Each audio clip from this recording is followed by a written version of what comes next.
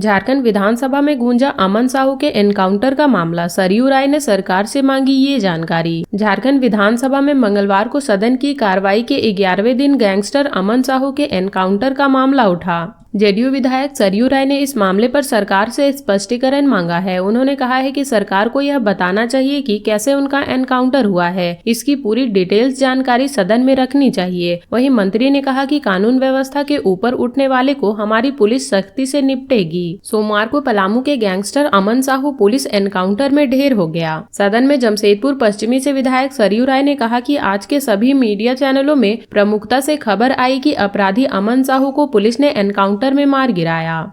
सरकार को इस पूरी घटना पर स्पष्ट जानकारी देनी चाहिए। वहीं इस मामले पर मंत्री सुदेव कुमार सोनू ने कहा कि झारखंड में कानून का राज है, पुलिस अपने तरीके से लड़ रही है। आत्मरक्षा में गोली चलाना गलत नहीं है। जो कानून व्यवस्था से बड़े बनेंगे उसे हमारी पुलिस और सरकार सख्ती से निपटेगी। अमन साहू का नाम रांची के कोयला कारोबारी विपिन मिश्रा और हजारीबाग एनटीपीसी के अधिकारी कुमार गौरव पर हुई गोलीबारी से जुड़ रहा था।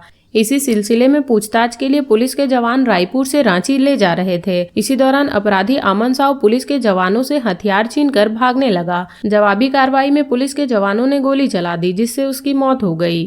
सोमवार को ही सदन में रांची विधायक सीपी सिंह ने झारखंड डीजीपी की कार्यशैली पर सवाल खड़ा किए थे।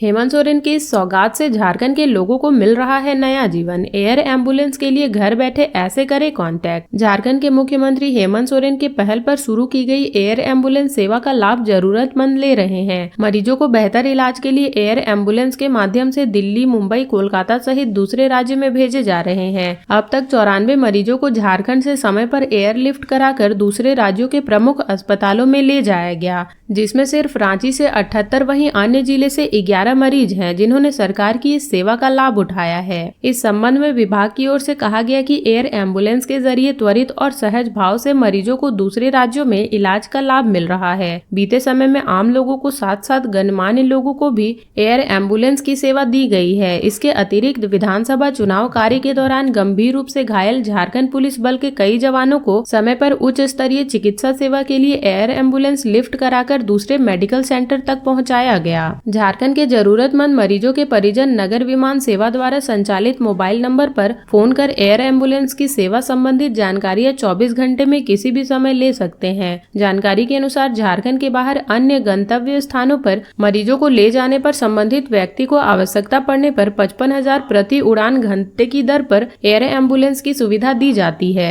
नगर विमान विभाग द्वारा एयर एम्बुलेंस सेवा के लिए फिक्स्ड विंग एयरक्राफ्ट C90 की सुविधा उपलब्ध है। इसके माध्यम से एक मरीज तथा 2 परिजनों को एक साथ एयर एम्बुलेंस से ले जाया जाता है।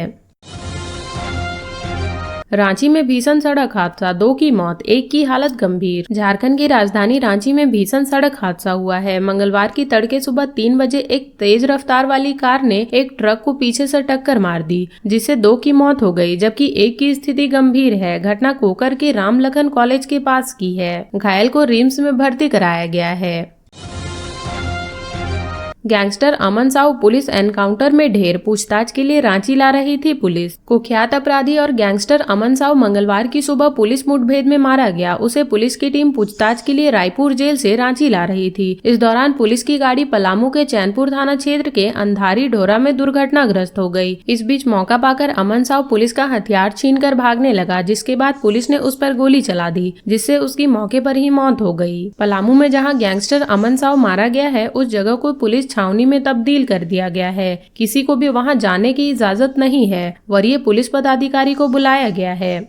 उसका नाम हाल ही में रांची के कोयला कारोबारी विपिन मिश्रा और हजारीबाग एनटीपीसी डीजीएम कुमार गौरव पर हुई गोलीबारी में आया था। इसी सिलसिले में उसे पूछताछ के लिए रांची लाया जा रहा था। हालांकि अभी तक इस पूरे मामले में पुलिस के किसी अधिकारी का बयान सामने नहीं आया है। सोमवार को झारखंड विधानसभा में लॉ एंड ऑर्डर का मुद्दा गरमाया था। विपक्ष के नेता सरकार पर हमला बोलते हुए वेल में जा घुसे थे। विधायक सीपी सिंह के झारखंड के डीजीपी की कार्यशैली पर उंगली उठाई थी। दरअसल डीजीपी अनुराग गुप्ता ने रांची और हजारीबाग में हुई गोलीबारी पर मीडिया से बात करते हुए कहा था कि अमन साहू जेल से ही रहकर अपना धंधा चलाता है। अमन साहू पर हत्या, रंगदारी समेत 100 से अधिक मामले दर्ज हैं।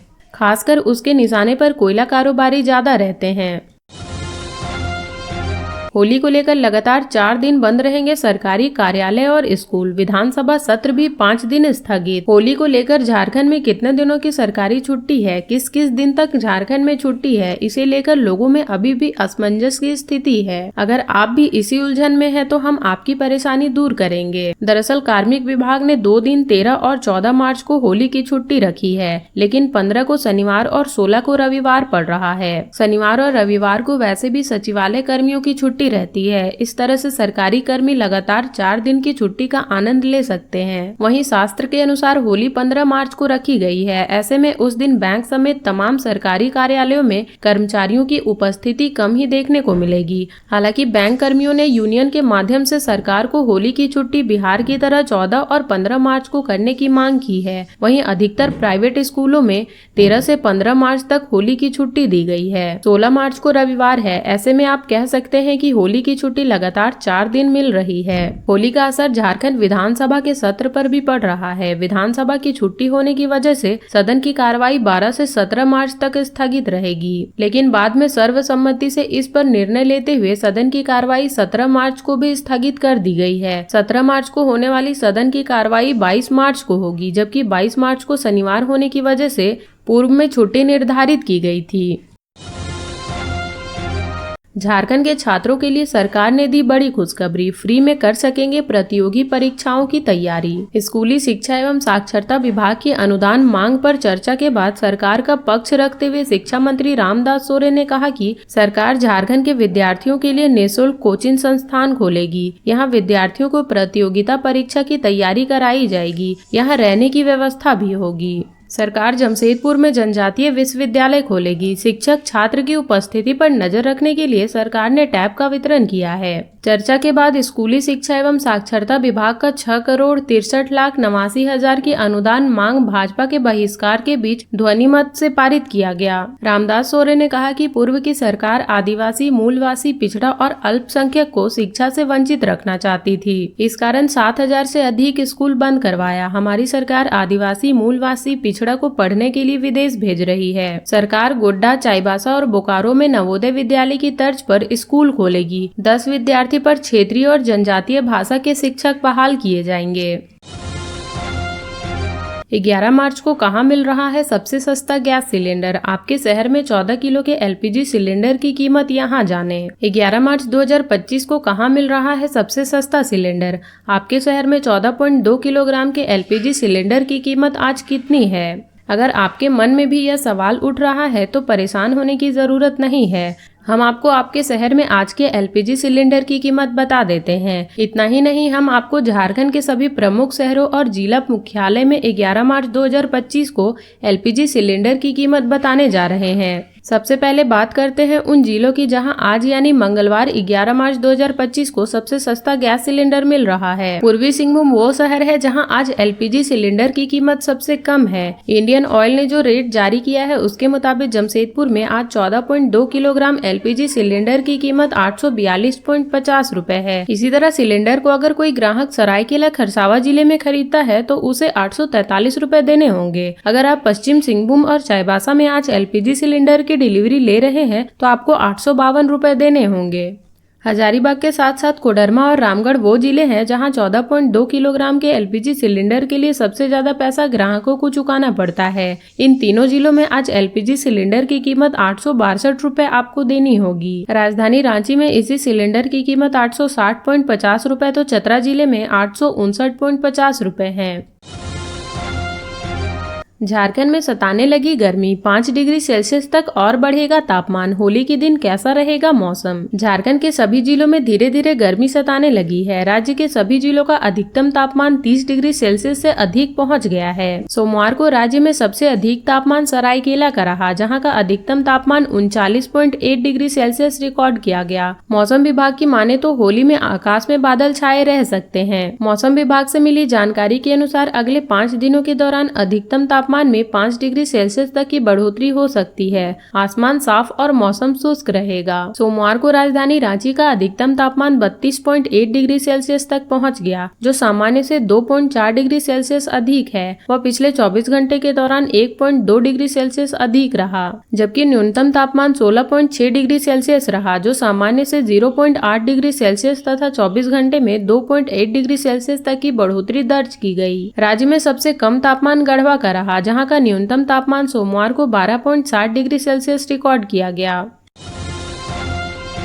झारखंड के श्रम कानूनों में होगा बदलाव, बढ़ेंगे काम के घंटे, नाइट शिफ्ट कर सकेंगी महिलाएं। झारखंड सरकार ने राज्य के श्रम कानूनों में बदलाव करने का निर्णय लिया है। इसके तहत कर्मचारियों के काम करने के घंटे बढ़ाए जाएंगे। महिलाओं को नाइट शिफ्ट में काम करने की अनुमति दी जाएगी और फैक्ट्री लाइसेंस की मान्यता की अवधि 15 साल तक बढ़ाई जाएगी। CII के कार्यक्रम में भाग लेने शहर पहुंचे राज्य के श्रम सचिव जितेंद्र कुमार सिंह ने यह जानकारी दी। वर्तमान में 3 माह में 75 घंटे काम करने का निर्धारित समय है, जिसे बढ़ाकर अब 3 माह में 125 घंटे किया जाएगा। इस निर्णय को कैबिनेट से मंजूरी मिल चुकी है और इसे आगामी झारखंड विधानसभा सत्र में पेश किया जाएगा। हालांकि यह काम ऐच्छिक होगा, यानी यदि मजदूर चाहे तो ही उन्हें 125 घंटे काम कराया जा सकेगा और इसके अनुरूप ही वेतन प्रदान किया जाएगा। महिलाओं को नाइट शिफ्ट में काम करने की अनुमति देने के लिए नया अध्यादेश लाया जाएगा। पहले लाए गए अध्यादेश में कुछ त्रुटियां थी, जिसे सुधारकर अब इसे कैबिनेट से पास कर दिया गया है। यह कदम उद्यमियों की मांग को देखते हुए लिया गया है, लेकिन यह भी ऐच्छिक होगा। यदि कोई महिला नाइट शिफ्ट में काम करना चाहती है तो उसे उस पर कोई दबाव नहीं डाला जाएगा। झारखंड सरकार फैक्ट्री लाइसेंस की वैधता को 10 साल से बढ़ाकर 15 साल करने जा रही है। वर्तमान में फैक्ट्री लाइसेंस 10 साल के लिए जारी किया जाता है।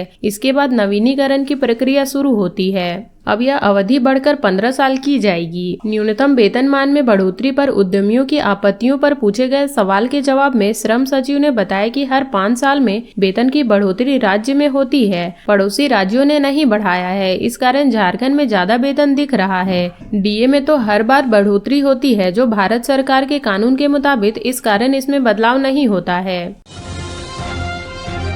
झारखंड में 84,000 से अधिक म्यूटेशन पेंडिंग, लगान जमा करने और मुआवजे के लिए दौड़ रहे हैं रैयत। राजस्व निबंधन एवं भूमि सुधार की ओर से सुविधा देने के लिए बनाए गए सिस्टम में ही राज्य भर के रैयत पीस रहे हैं। सिस्टम के मकड़जाल से रैयत नहीं निकल पा रहे हैं। स्थिति ऐसी हो गई है कि रैयतों को अपनी जमीन का दाखिल खारिज करना मुश्किल हो रहा है। लगान जमा करने से लेकर मुआवजा प्राप्त करने में रैयत परेशान हो जा रहे हैं। रैयतों को अक्सर अंचल कार्यालय से लेकर भू अर्जन कार्यालयों का चक्कर लगाते देखा जा सकता है। राजस्व भूमि सुधार मंत्री दीपक बिरुवा ने म्यूटेशन रद्द करने पर अंचल अधिकारियों को हर हाल में 50 शब्दों के कारण लिखने का आदेश दिया है। साथ ही केस नहीं लटकाने को भी कहा गया है, पर कई मामले में आदेश का अब तक पालन नहीं हो रहा है। राज्य सरकार ने रैयतों की सुविधा के लिए सुवो मोटो म्यूटेशन सिस्टम शुरू किया था। इसके तहत जमीन की रजिस्ट्री होते ही दस्तावेज म्यूटेशन के लिए संबंधित अंचल कार्यालय में ऑनलाइन ट्रांसफर हो जाना था और रैयतों को केस नंबर ऑटोमेटिक प्राप्त होना था। फिर बिना कार्यालय दौड़े म्यूटेशन भी हो जाने का प्रावधान है, पर यह सिस्टम फेल हो रहा है। रैयतों को OC ऑफिस दौड़ना ही पड़ रहा है। कर्मचारी उन्हें हार्ड कॉपी जमा करने या जमीन का पोजीशन दिखाने के बहाने बुला रहे हैं। कई मामले में फिर से म्यूटेशन के आवेदन भरवाए जा रहे हैं। फिर यहीं से म्यूटेशन पर खेल शुरू हो रहा है। इसका नतीजा यह है कि राज्य भर में अभी 84,000 से अधिक की संख्या में म्यूटेशन पेंडिंग है। पहले हर सामान्य व्यक्ति भी अपनी जमीन का सालाना चालान खुद ऑनलाइन जमा कर पाता था, पर सिस्टम में कुछ पेच के कारण रैयतों को प्रज्ञा केंद्रों या सुविधा केंद्रों पर जाना पड़ रहा है।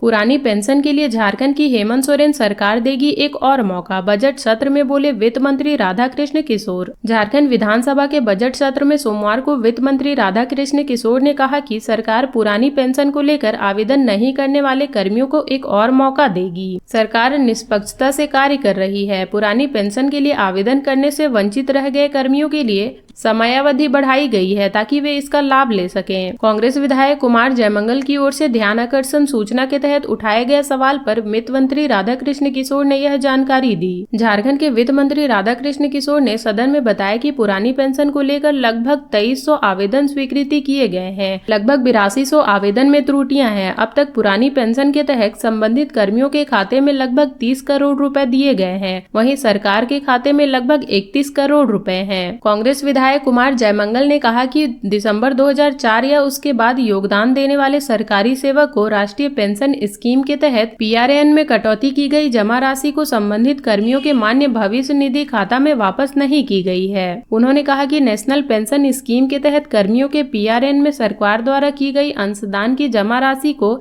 NSDL से वापस लाया जाएगा। इससे कर्मियों को लाभ होगा, साथ ही राज्य सरकार के राजस्व में भी बढ़ोतरी होगी। झारखंड में डॉक्टरों की कमी होगी दूर, हेमंत सोरेन के मंत्री इरफान अंसारी सौंपेंगे नियुक्ति पत्र। झारखंड में डॉक्टरों की कमी जल्द दूर होगी। हेमंत सरकार के मंत्री इरफान अंसारी डॉक्टरों को नियुक्ति पत्र सौंपेंगे। अस्पतालों में खाली पदों को भरने के लिए राष्ट्रीय स्वास्थ्य मिशन की ओर से 163 विशेष चिकित्सक पदाधिकारी और तकनीकी पदों पर स्वास्थ्य कर्मियों की बहाली होने जा रही है। इनमें कई विशेषज्ञ डॉक्टर शामिल हैं। बुधवार को नामकुम स्थित NHM परिसर में अनुबंध आधारित 105 चिकित्सकों के साथ ही 58 चयनित अभ्यर्थियों को स्वास्थ्य मंत्री डॉक्टर इरफान अंसारी नियुक्ति पत्र सौंपेंगे। इस संबंध में विभाग द्वारा कार्यालय आदेश जारी किया गया है। जिन पदों पर नियुक्ति की गई है उसमें विशेषज्ञ चिकित्सा पदाधिकारी, दंत चिकित्सक, OT टेक्नीशियन और विधि परामर्श के पद शामिल हैं। NHM की ओर से 27 पदाधिकारियों और कर्मियों को प्रतिनियुक्त करते हुए सभी तरह की तैयारियां पूरी कर ली गई है। इसमें 11 डेंटल सर्जन की नियुक्ति प्रक्रिया दिसंबर 2023 में ही पूरी कर ली गई थी। झारखंड के सुदूर ग्रामीण क्षेत्रों में अवस्थित स्वास्थ्य केंद्रों अस्पतालों में चिकित्सकों की कमी है। अनुबंध पर कार्यरत चिकित्सकों की कमी के कारण आम आदमी को कई कठिनाइयों का सामना करना पड़ता है। इसे लेकर बजट सत्र के दौरान झामुमो नेता सह मुख्य सचेतक मथुरा महतो ने डॉक्टरों की कमी का मामला झारखंड विधानसभा में उठाया। खासकर जिला विशेष के ग्रामीण क्षेत्रों के स्वास्थ्य केंद्रों अस्पतालों के रिक्त स्वीकृति पदों के विरुद्ध नियुक्ति पर चर्चा की, जिसके बाद स्वास्थ्य विभाग रेस हुआ और अब नियुक्ति पत्र सौंपने की तैयारी की जा रही है।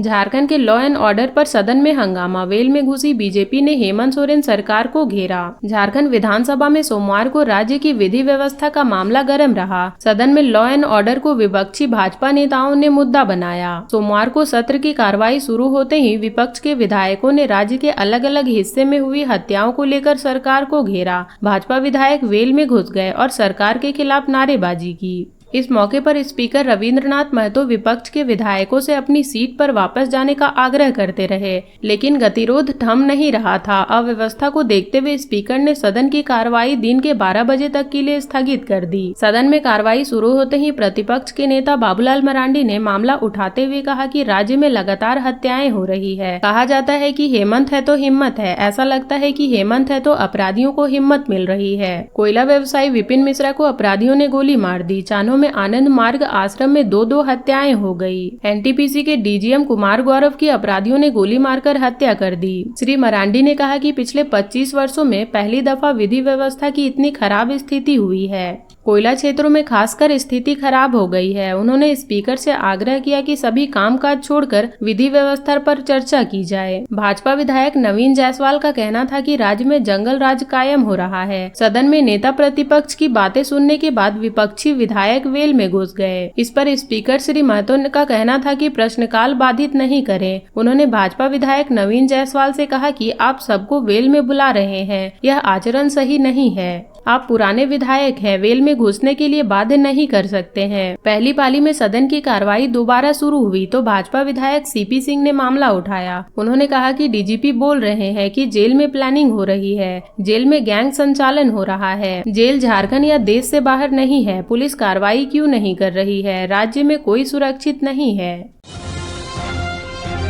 रांची में होगी सेना भर्ती रैली, संदिग्धों पर कड़ी नजर। DC मंजूनाथ भजंत्री ने दिए ये निर्देश। सेना भर्ती रैली को लेकर सोमवार को DC मंजूनाथ भजंत्री ने बैठक की। उन्होंने कहा कि खेलगांव में सेना भर्ती रैली के लिए फिजिकल टेस्ट, मेडिकल प्रशिक्षण और दस्तावेजों की जांच की जाएगी। इसके लिए जिला प्रशासन की ओर से सभी आवश्यक प्रबंध किए गए हैं। भर्ती रैली के संस्थान पर पेयजल, शौचालय, बिजली, जलपान, चिकित्सा सुविधा, परिवहन सुविधा, पार्किंग और टेस्ट के लिए संबंधित पदाधिकारी को समय पर तैयारी सुनिश्चित करने का निर्देश दिया है। युवाओं के लिए खुशखबरी है, आप भी सेना में जाना चाहते हैं तो आपके लिए ये शानदार अवसर है। इसमें भाग लेकर अपने करियर को उड़ान दे सकते हैं। सेना भर्ती रैली स्थल पर उम्मीदवारों की मैदान में एंट्री सुबह 3 बजे से 4 बजे तक शुरू हो जाएगी। रांची के डीसी मंजुनाथ भजंत्री ने स्पष्ट किया है कि रैली स्थल पर आसपास संदिग्ध लोगों पर कड़ी नजर रखी जाए। भर्ती के नाम पर झांसा या प्रलोभन देने वाले संदिग्ध लोगों पर नजर रखने के लिए खुफिया एजेंसी अलर्ट रहेगी। सेना भर्ती रैली के दौरान अभ्यर्थियों को भी आगाह किया गया है कि शारीरिक दक्षता और प्रदर्शन बढ़ाने के लिए दवाइयों का प्रयोग न करें, क्योंकि अभ्यर्थियों का डोप टेस्ट होगा। इसके लिए स्वास्थ्य विभाग के अधिकारी मौजूद रहेंगे। तो ये थी झारखंड की अब तक की बड़ी खबरें। ऐसे ही झारखंड की खबरों से अपडेट रहने के लिए हमारे चैनल झारखंड न्यूज नेटवर्क को सब्सक्राइब कर लें और बेल आइकन को प्रेस कर लें ताकि हमारी हर वीडियो का अपडेट आप तक पहुंच सके।